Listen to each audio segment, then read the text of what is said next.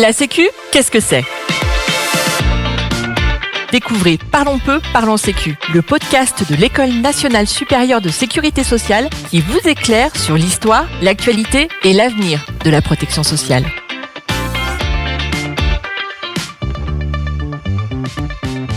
Dans cet épisode, nous recevons Dominique Lebeau, directeur général de l'EN3S et président du Haut Conseil au financement de la protection sociale. Dominique Lebeau, bonjour. Bonjour. Aujourd'hui, nous allons aborder le thème de la CSG, qui est donc la contribution sociale généralisée, pour essayer de mieux la comprendre. Ce qui nous amène à ma première question. Pouvez-vous nous expliquer de quoi il s'agit exactement ? Alors, la contribution sociale généralisée, c'est une ressource aujourd'hui très importante pour la sécurité sociale, une ressource qui a été instituée en 1990 à l'initiative du Premier ministre de l'époque qui s'appelait Michel Rocard. Et l'idée, c'est d'avoir un prélèvement proportionnel sur tous les revenus des ménages, que ce soit les revenus du travail, les revenus de remplacement, notamment les retraites, mais aussi les revenus du patrimoine, les revenus de placement. Et c'est cette idée de prélèvement proportionnel sur tous les revenus qui a été totalement novatrice pour la sécurité sociale et qui conduit aujourd'hui à une ressource capitale pour le fonctionnement du système de sécurité sociale. Aujourd'hui, cette ressource, c'est 150 milliards d'euros. Pour donner une idée, l'impôt sur le revenu, ce n'est que 110 milliards d'euros. Donc c'est plus que l'impôt sur le revenu. C'est plus que l'impôt sur les sociétés. Et cet argent, il va où ? Il va à la branche maladie pour 54 milliards d'euros, à la branche autonomie pour 32 milliards d'euros, à l'UNEDIC, le chômage pour 17 milliards d'euros, à la branche famille pour 14 milliards d'euros, et aussi à la CADES, le remboursement de la dette sociale pour 10 milliards d'euros. Plus le fonds de solidarité vieillesse aussi, la solidarité vieillesse. Donc on voit que c'est une ressource qui irrigue aujourd'hui l'ensemble de la sécurité sociale qui est fondamentale et qui est payée par tous les Français à un taux qui aujourd'hui est de 9,2% sur les revenus du travail. Donc tout salarié le paye sur son bulletin de paye, qui est de 8,3 points sur la retraite avec des taux réduits ou des exonérations et qui est de 9,2 points sur le capital. Voilà, grosso modo, en première approche, ce qu'est la CSG. Et alors, comment et pourquoi la CSG a-t-elle été instituée ? Alors là, il nous faut reprendre un peu l'histoire de la sécurité sociale. La sécurité sociale, au départ, c'est vraiment pour avoir ce qu'on va appeler un revenu de remplacement. Lorsqu'il y a un risque dans la vie qui fait que vous perdez votre revenu du travail, notamment salarié, parce qu'il y a la maladie, parce qu'il y a l'accident de travail, parce qu'il y a la vieillesse. Et donc, on va inventer un système de revenu de remplacement. Comme c'est sur un revenu du travail, assez logiquement, on va faire un financement par cotisation sur le travail. On va prélever un peu sur le salarié, un peu sur l'employeur pour financer ce revenu de remplacement. Donc ce financement va très bien à cette finalité, cette philosophie de revenu de remplacement. Mais il se trouve que la protection sociale, dans la seconde partie du XXe siècle, elle va s'élargir à de nouvelles prises en charge, et notamment des prises en charge non pas de revenus de remplacement, mais de charges élevées pour l'intérêt sur la familiale. Donc justement, les charges familiales, dans un premier temps, et puis tout ce qui est le remboursement maladie, quand on va à l'hôpital, quand on va chez le médecin, etc.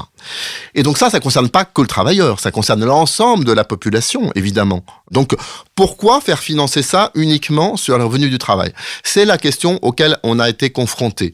Et donc, à un moment donné, on se dit, ça serait quand même logique, plus équitable, que tous les revenus participent à ce financement de ces risques qui sont des risques qui s'adressent à l'ensemble de la population. Si j'ai des prestations universelles, c'est assez logique d'avoir un financement universel. C'est pour ça que la CSG a été instituée donc en 1990-1991. C'est pour répondre à cette logique d'équité, d'universalité de la sécurité sociale. Mais qu'est-ce qu'a apporté la CSG à la sécurité sociale et à notre système de prélèvement obligatoire ? Alors ça a beaucoup modifié les choses. D'abord, ça a modifié parce que ça fait participer des formes de revenus qui jusqu'ici ne participaient pas au financement de la sécurité sociale, comme le capital, les revenus du patrimoine, les revenus de placement. Aujourd'hui, sur 150 milliards d'euros de rendement de la CSG, il y a 105 milliards qui viennent des revenus du travail, mais 26 milliards des revenus de remplacement et 17 milliards des revenus de patrimoine et de placement. Donc, c'est plus équitable. Deuxièmement, ça a apporté aussi des ressources nouvelles donc pour le système de sécurité sociale. Or, il en avait besoin parce qu'on a des besoins importants liés notamment au vieillissement de la population. Donc, ça a consolidé le système pour faire face à l'ensemble de ces défis, et ce, de façon plus équitable. Enfin, ça crée une ressource au sein même du système de sécurité sociale. On est resté dans la logique traditionnelle des cotisations, c'est-à-dire des ressources affectées, des ressources qui sont dédiées à certains risques, ceux que j'ai cités, et non pas une ressource universelle, comme ça est dans le cas dans le budget de l'État, où il y a l'impôt qui finance tout. Et donc, ça a évité que la sécurité sociale et le budget de l'État soient fondus en un seul budget.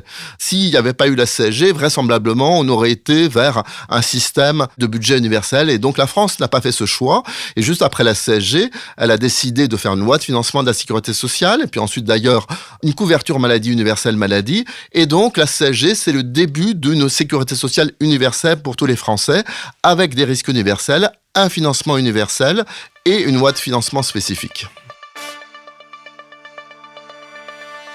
Et pour conclure, la CSG, c'est un impôt ou une cotisation ? Alors ça, c'est une question à la fois simple, la réponse est simple et difficile. En droit, on va dire en droit interne que c'est un impôt, c'est comme ça que ça a été défini par le Parlement lorsqu'il a voté la CSG, et donc c'est classifié comme un impôt. Mais c'est un peu plus complexe que ça, parce que d'abord, on ne sait pas très bien aujourd'hui forcément définir ce qu'est un impôt ou une cotisation. Je demande aux auditeurs de réfléchir, mais c'est pas si simple que ça.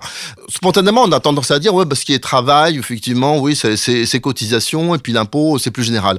Mais en fait, non, en droit, il n'y a aucune règle qui dit la cotisation ne peut porter que sur le revenu du travail. En fait, ce qui différencie l'impôt de la cotisation, c'est que l'impôt n'est pas affecté, c'est un financement du budget général et pas affecté à une dépense précise, contrairement à la cotisation. Et puis ensuite, la cotisation, normalement, il y a un rapport avec le droit qui va derrière cette branche. La cotisation, dans le droit traditionnel de la sécurité sociale, elle ouvrait le droit. Je cotise en maladie, donc j'ai le droit. Maintenant, c'est plus le cas. On est dans un système où les droits maladie sont ouverts à tout résident régulier en France. En revanche, il y a une décision très importante au niveau européen qui est intervenue sur la CSG et qui a dit « Vous n'avez pas le droit de prélever la CSG en France sur les revenus du travail ou les revenus de remplacement sur quelqu'un qui ne bénéficie pas de la sécurité sociale en France, même s'il est résident en France. » L'Europe a dit ça à la France et la France a dû s'y conformer. C'est-à-dire qu'aujourd'hui, la CSG n'est payée qu'en contrepartie du fait de bénéficier de prestations. Et donc, il y a bien cette idée de contrepartie qui existe toujours et donc qui est plus proche de l'idée de cotisation que d'impôt. Donc moi, je trouve qu'il y a une certaine illogisme aujourd'hui encore à la classifier dans la catégorie impôt. En tout cas, il devrait y avoir une réflexion parce que c'est plus proche de l'idée de cotisation au sens où il y a une relation entre ce que je paye et ce que je perçois. Merci beaucoup Dominique Libaud pour cet éclairage. Merci à vous. Vous venez d'écouter Parlons peu, parlons sécu, un podcast de l'EN3S, l'École nationale supérieure de sécurité sociale. Retrouvez prochainement un nouvel épisode pour décrypter ensemble les enjeux de la protection sociale.